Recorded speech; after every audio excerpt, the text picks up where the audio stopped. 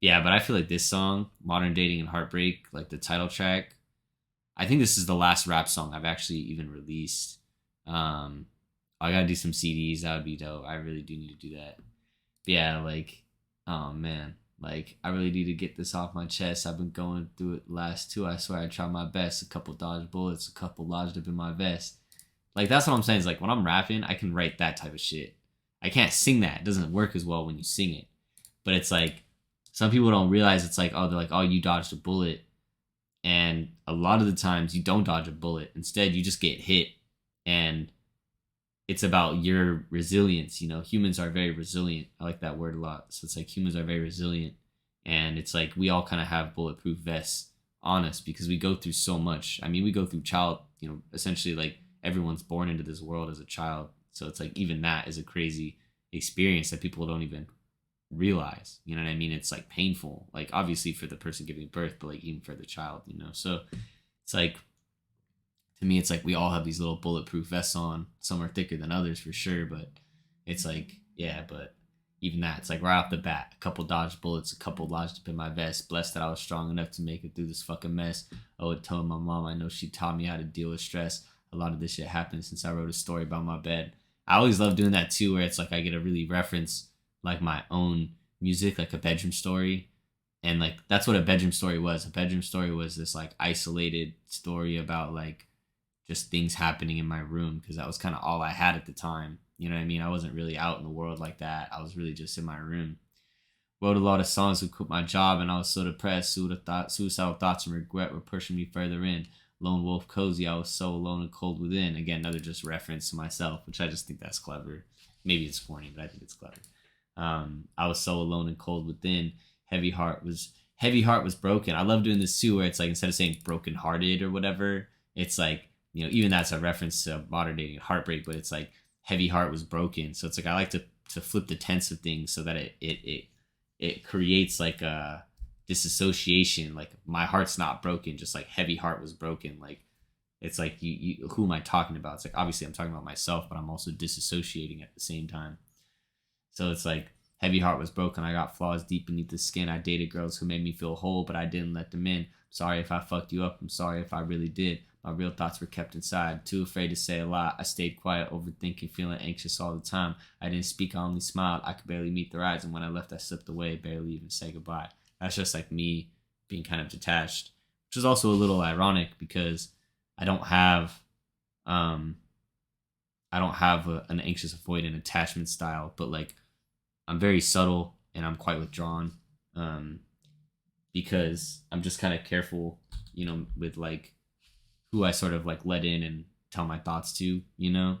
Um, but if I let you in, I'll talk to you forever. I love talking to people. I love getting to know people and just getting to the real shit. And then so this first verse is just like kind of where I've been at, even like apologizing. Something I hate. There's some artists I hate this. Hate's a strong word. Some artists I'm not gonna name who they're big artists. They wouldn't give a shit about whatever I said about them. But like they're not human because the problem is like, or their art is like, you have to have flaws. Nobody likes a character who's just good at everything and succeeds at everything and whatever. It's completely and utterly like uninspiring. So it's like to me, I like to portray my flaws, you know what I mean, and say when I fucked up and apologize. In fact, it feels good to me. I feel exonerated. I feel like I don't have to hold on to this, I don't have to hold on to this thing that just weighs on me. You know what I mean? Like, man, people need to learn how to admit their flaws and apologize.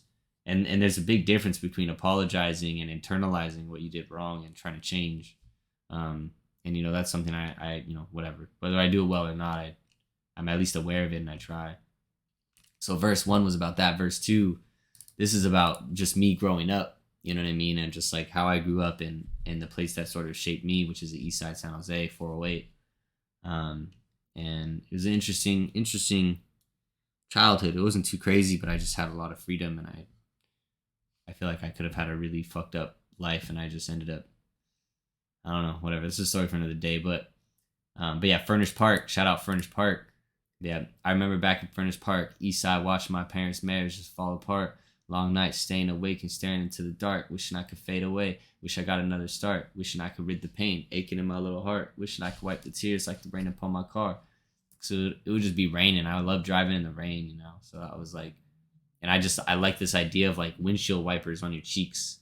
There's another freestyle I did, and I said tears jumping off your cheeks like they're committing suicide. It's like I love just kind of being a little poetic, but like not corny with it.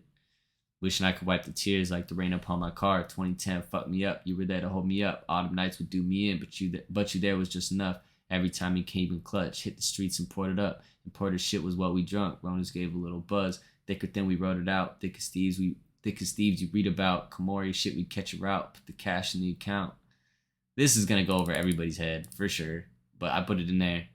People also might think that this is about a girl. It's not. It's about my best friend growing up. Another story for another day, but it's about my best friend growing up and just how he shaped me and changed the way I thought about the world. I think he probably has the number one most influence over my whole life. You know, so but yeah, like we used to read all these books together. I love fantasy books. We used to read fantasy books all the time and just talk about them. And he was the only person. Well, that's not true. I had 3 friends that read a lot of books like that, but like he was just kind of the first one I really talked to because we were more like tight in like middle school, and then I met more people in high school and shit. But like this book is my favorite book of all time, The Lies of Locke Lamora. I gotta find the good cover though, because none of these is a good cover. Damn, where is it? It's one of the few books that I've read twice. I don't see the good. Oh, here it is. This is my favorite cover right here of it. Yeah, like this book really shaped my life as well. You see George R. R. Martin gives a quote on the cover. That's how good it is. But yeah, Scott Lynch, he's the author. He's currently apparently depressed and unable to finish this series. There's supposed to be 7 books. He's only done 3. I hope he finishes it. But yeah, Lies of Locke Lamora. But like in the Lies of Locke Lamora, there's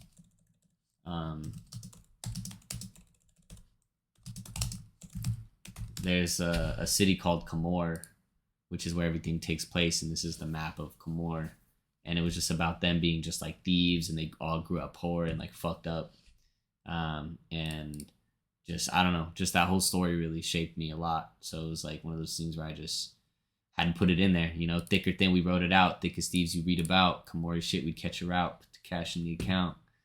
Then somehow I made it out and I left you behind. Yeah, so see, this is where again I'm not a perfect character, you know. And then somehow I made it out and I left you behind. And how's that flow? And I left you behind. I'm sorry, I knew I let you down. We could barely swim together. When I left, I let you drown. Didn't mean to share your fate. I just hope you're doing well. I mean, that's just, again, we could barely swim together. When I left, I let you drown. That's like that shit I can say like in a rap. It's like harder to say in singing. Verse 3 is the longest verse. This is where I was at the time, like really currently. This was kind of like mentally where I was at. And then this was like me trying to come out of it, you know. I made so many mistakes. 2020 got me just trying to pump all the brakes. I was getting sickly from never taking a break. And when I say that, I'm a workaholic, so I just work and then I don't sleep and then I get sick. I also almost died when I was 25. I think that was before. Almost, maybe died is strong, but I got really, really sick and I was like hospitalized. And I've never been that sick before in my life. It was really crazy. But yeah, I was in the hospital for like 36 hours or something. It was pretty scary. Moving like a zombie with hollowed eyes in a gate. Going through all the motions, tired of my emotions. Dated a couple girls who fucked up on my emotions. Gaslit, cheated on, lied to, preyed upon. Learned the shit early on. Damn. Whenever I say bitches, I always try to use bitches as like very sparingly. Because I don't really think about it like that. But I think that sometimes, you know, every word has its power. And every, you know, power has its responsibility, right? So when I say bitches, it's always very like calculated as to why, you know. These bitches are fucking crazy. The city has got me jaded. I never thought I could make it through all of this modern dating. This heartbreak that had me faded. There you go. Modern dating and heartbreak. And what's crazy is I named the album before I wrote this song. This is the last song I wrote for the album. And I knew I had to write it before I was going to drop because it had to be relevant. You know what I'm saying? This heartbreak, it had me faded. Turned me into a monster, but nothing that hell was sacred. Nothing was consummated. another thing I can do in rap. Can't really do in singing, but just saying like consummated. You know what I mean? Where there's like a real completion to something, or a real like what's the word? Effort maybe. Um, I knew I needed saving. Separated my latest was lonely, but I knew that I needed my long awaited, and that's when I met you. Too good to be true. I saw you in a meeting at Tasha's 1:45. I'm not even gonna finish this verse because this shit ended up not working out. But whatever. But anyways. Oh, that's funny. It just says chorus, but I guess the lyrics for the chorus on here. I think I was saying like I try to learn to love myself. I think that's what I was saying in that chorus.